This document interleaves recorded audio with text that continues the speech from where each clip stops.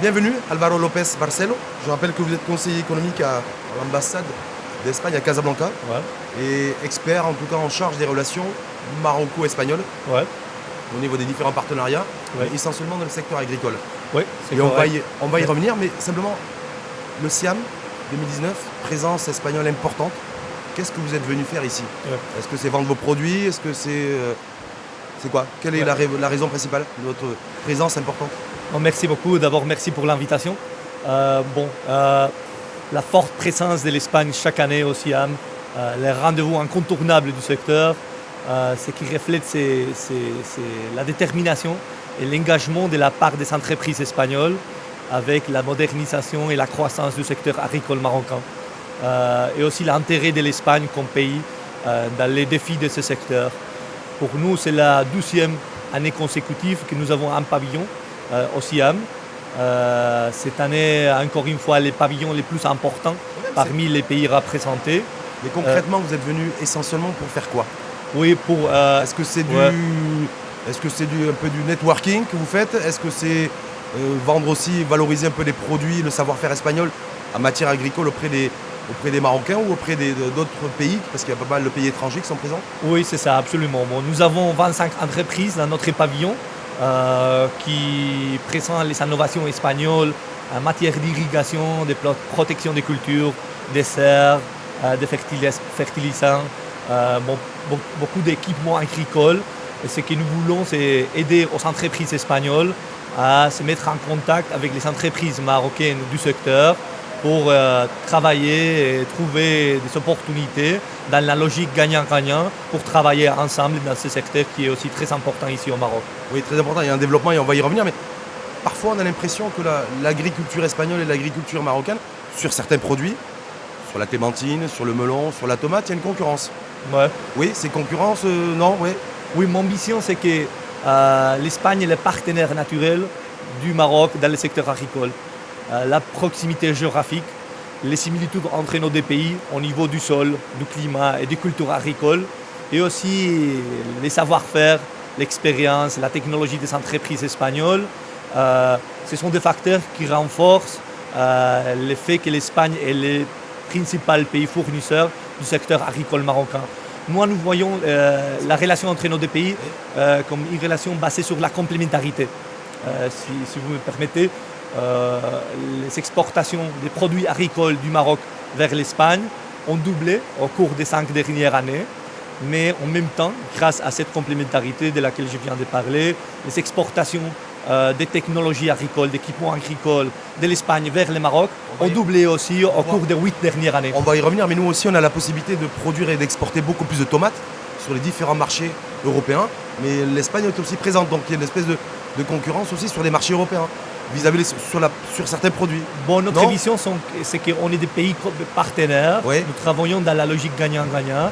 Nous avons un accord agricole entre l'Union européenne et le Maroc Oui. qui favorise bien sûr que les produits marocains peuvent aussi aller vers Mais l'Europe. quand nous on bataille pour relever le volume de tomates à l'exportation par rapport au quota qui est imposé et exigé par l'Union européenne, il y a des lobbies espagnols aussi agricoles qui disent voilà, ben non, nous aussi on a nos tomates qu'on voudrait exporter.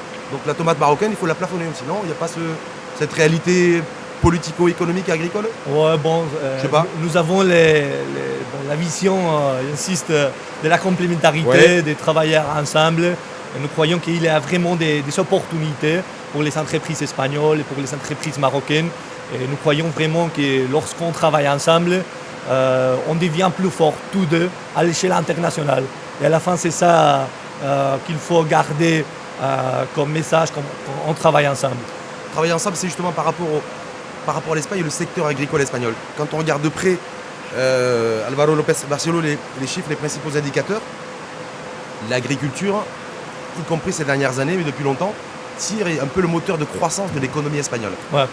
Voilà. Donc c'est simplement comment vous expliquez un petit peu la place de l'agriculture dans la dynamique économique espagnole. Ouais. Est-ce que c'est voilà, est-ce que c'est parce que vous avez cultivé toutes les terres en Espagne, donc forte production, forte productivité Ouais. et transformation aussi par la même occasion? Donc, comme vous disiez, bon, l'économie espagnole a montré un grand dynamisme au cours des dernières années. Oui. Surtout après la crise. Exactement. C'est la crise c'est l'agriculture qui a permis de remettre un peu Ouais, debout l'économie espagnole, donc, essentiellement. absolument, l'agriculture a été un des secteurs qui ont agi comme moteur de la récupération des croissances au cours de ces dernières années.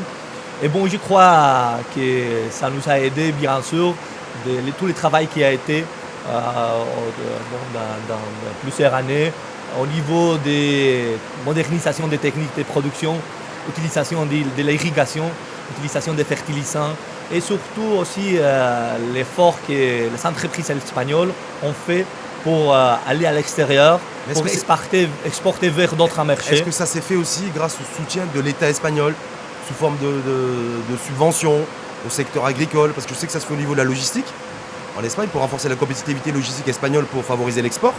Mais est-ce qu'au niveau agricole, il y a aussi, c'est une agriculture qui est subventionnée par l'État? Oui, bien sûr, il y a tout le travail qui est fait par le ministère de l'Agriculture. Et après, il y a d'autres organisations, des institutions qui soutiennent le développement du secteur agricole espagnol. En particulier, il y a l'ISEX, qui est l'organisation qui a organisé les pavillons espagnols au SIAM, qui est là pour aider les entreprises espagnoles à aller à l'extérieur pour exporter vers d'autres marchés. Est-ce que les banques espagnoles aussi soutiennent le secteur agricole et les opérateurs du secteur qui sont tournés vers l'export? Un peu le modèle un peu chinois. Vous voyez, si vous produisez chez moi, donc en Espagne, que vous exportez, l'État et les banques vous accompagnent. Est-ce qu'il y a un peu cet écosystème? Je ne sais pas si le modèle est pareil au modèle chinois, je ne crois pas, mais je ne connais pas très bien les modèles chinois. Ouais.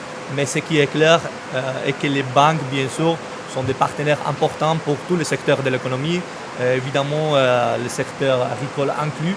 Et donc, il y a plusieurs banques en Espagne qui accompagnent les entreprises espagnoles. Et ici, au niveau de notre pavillon au SIAM, nous avons CaixaBank, qui est notre partenaire et qui soutient toutes les entreprises du pavillon et qui va aussi sponsoriser des activités de networking que nous organisons ici dans les salons SIAM. Donc vous avez le secteur bancaire l'État qui est très engagé et le secteur bancaire également qui est très engagé. Mais au niveau des produits qui sont offerts pour toutes les entreprises, pas particulièrement, pas nécessairement seulement pour le secteur agricole, mais l'économie espagnole est une économie de marché et bien sûr les banques jouent un rôle essentiel. Vous êtes très tourné vers l'export. Vous avez des marchés naturels en Amérique du Sud. Donc voilà, comme vous êtes très tourné vers l'export, c'est pour ça que je voulais essayer de faire un parallèle avec le modèle chinois, où quand on les entrepreneurs chinois qui sont très tournés vers l'export et qui exportent, il y a tout un accompagnement renforcé à la fois de l'État et à la fois des banques. Mais juste sur l'Espagne, son modèle agricole. Parfois on pointe du doigt, en tout cas certains spécialistes et experts, sur l'utilisation de l'agriculture intensive et intensifiée en Espagne. Voilà, pour donc OGM, un petit peu toutes ces choses-là. Est-ce que là-dessus, qu'est-ce que vous répondez là-dessus? Est-ce que pour vous, c'est effectivement le moyen qui a permis en Espagne de produire beaucoup plus en matière agricole? Non, c'est sûr que l'agriculture intensive a aidé le développement du secteur agricole espagnol, mais pour des informations plus précises, il faudra demander aux conseillères de l'agriculture de l'ambassade d'Espagne.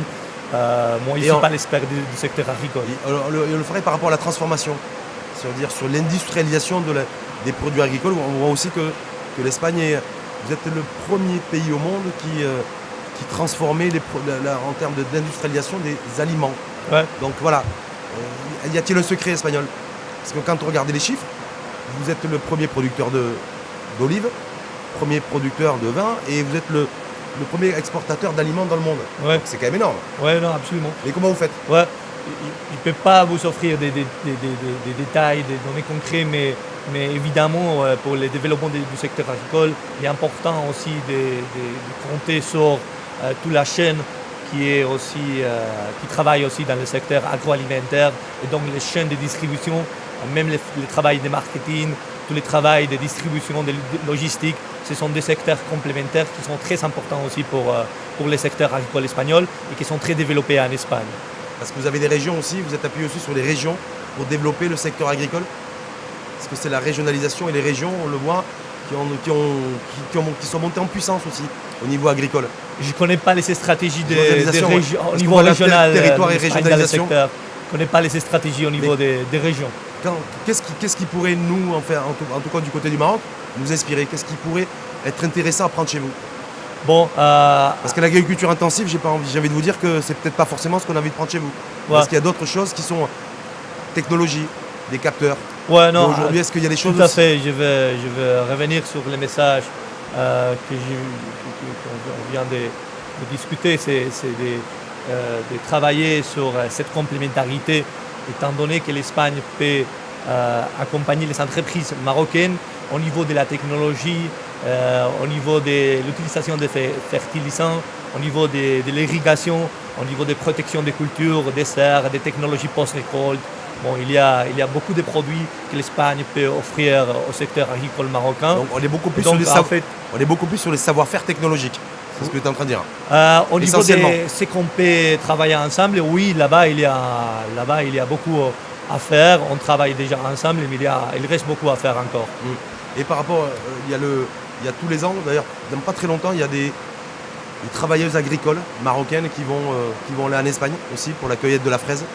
Est-ce que ça rentre aussi dans un partenariat Maroc, Espagne, Rabat, Madrid? Ouais, non, que c'est un sujet très important pour la relation entre l'Espagne et le Maroc.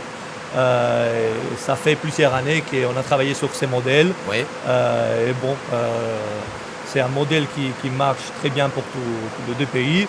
Et sinon, il y a les conseillères en charge de ce dossier dans l'ambassade qui peut aussi vous offrir plus de détails. Mais au niveau du partenariat sur les prochaines années, en termes de projection et de perspective, le Maroc a décidé de s'intéresser de plus près au monde agricole et au monde rural en particulier, en essayant d'accompagner les petits producteurs, éleveurs qui sont dans le monde rural. Est-ce que ça aussi, j'ai envie de vous dire, est-ce que c'est pas un peu ce qu'a fait l'Espagne dans les années 80? Un peu de développer aussi le sud de l'Espagne, qui est très agricole.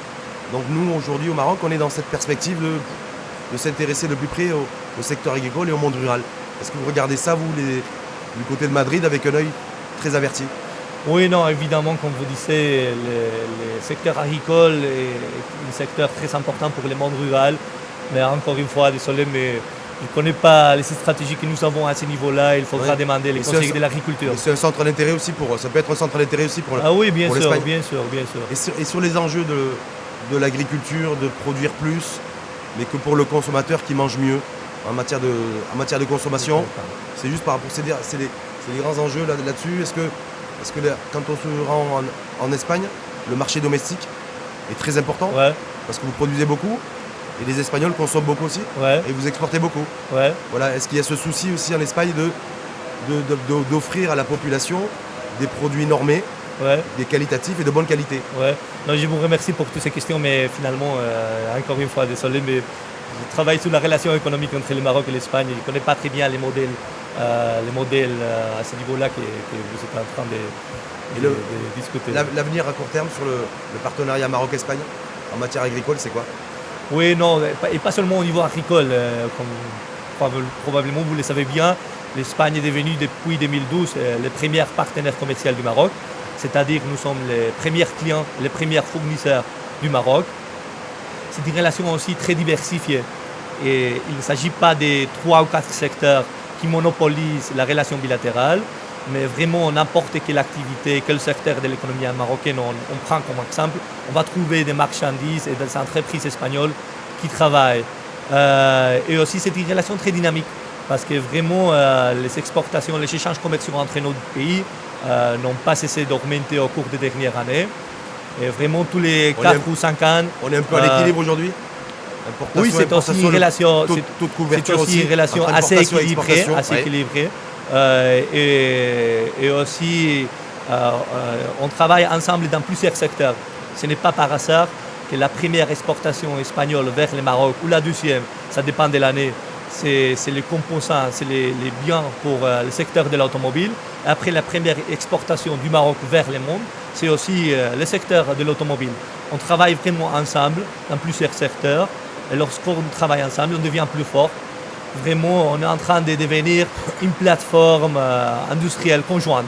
Est-ce qu'on peut s'attendre un jour, et n'abusez pas de votre droit de réserve, d'avoir une marque automobile espagnole qui s'implante au Maroc? Ouais, ça sert très intéressant. Ouais. Et j'imagine qu'il y a toujours des discussions, Oui. mais on C'est pour ça que je espère vous que pose- ça va arriver. C'est pour ça que je vous pose la question. Ouais. On annonce la venue au Maroc d'un deuxième grand constructeur. Ouais. On a eu le premier constructeur, c'est Renault, on peut le Ouais. dire, hein, voilà, qui est installé à Tanger. On dit qu'il y a un deuxième constructeur. Ouais, Ce non, deuxième il- constructeur automobile pourrait, Ouais. il a dit pourrait être Ouais, espagnol. ouais. Oh oui, il y a déjà PSA qui est aussi arrivé Oui. à Kenitra, mais bon, il y a toujours la discussion à propos d'un troisième constructeur.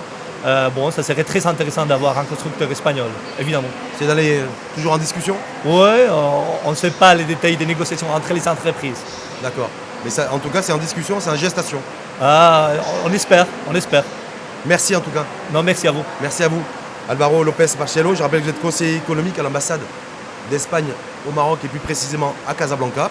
Et vous êtes celui qui Ouais. est en charge des relations bilatérales entre le Maroc et l'Espagne dans le domaine agricole essentiellement. Économique, Économique Ouais. et agricole. inclus, ouais, bien Et sûr. inclus, parce que l'agriculture est incluse dans Absolument, l'économie. absolument. Merci en C'est tout pour cas. ça qu'on discute. Merci beaucoup. Merci en tout cas à vous et je vous souhaite une belle journée. Non, merci à vous.